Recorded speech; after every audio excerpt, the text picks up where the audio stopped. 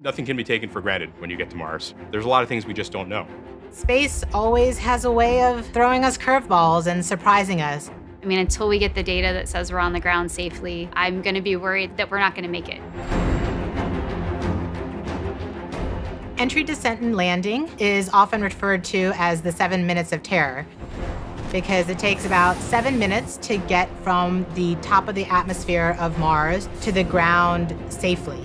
The spacecraft has to do all of this by itself. There are many things that have to go right to get Perseverance onto the ground safely. There's a lot counting on this. This is the first leg of our sample return relay race. There's a lot of work on the line. Starting about 10 minutes before atmospheric entry, we get rid of really the spacecraft part of the rover that's been supporting us. We come screaming in to the Martian atmosphere at 12 to 13,000 miles per hour. And the heat shield is what dissipates all that initial energy through friction. The vehicle will continue actually flying itself through the atmosphere. It's sort of like a transforming vehicle that went from a spacecraft, and now it's kind of like an aircraft actively guiding itself. When we're going slow enough, we deploy a parachute. The biggest supersonic parachute we've ever sent to another planet. It's critical for slowing down the vehicle. Perseverance's entry, descent, and landing borrows heavily from that of Curiosity.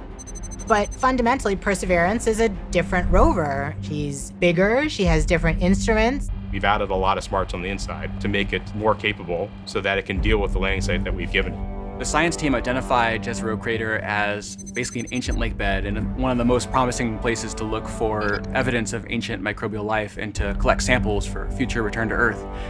The problem is it's a much more hazardous place to land. You look at Jezero, all you see is danger. How do we go to a site that we never thought was safe enough to go to before? So the heat shield, which has protected us all the way through entry, is no longer necessary. We need to get that off so that we can actually see the ground. And we can see the ground in a couple different ways. Perseverance will be the first mission to use terrain relative navigation. So while it's descending on the parachute, it will actually be taking images of the surface of Mars and determining where to go based on what it sees. This is finally like landing with your eyes open. Having this new technology really allows Perseverance to land in much more challenging terrain than Curiosity or any previous Mars mission could. Amongst the rocks and the craters and the cliffs, these things are hazardous to the rover, but these are the things that are interesting to the scientists.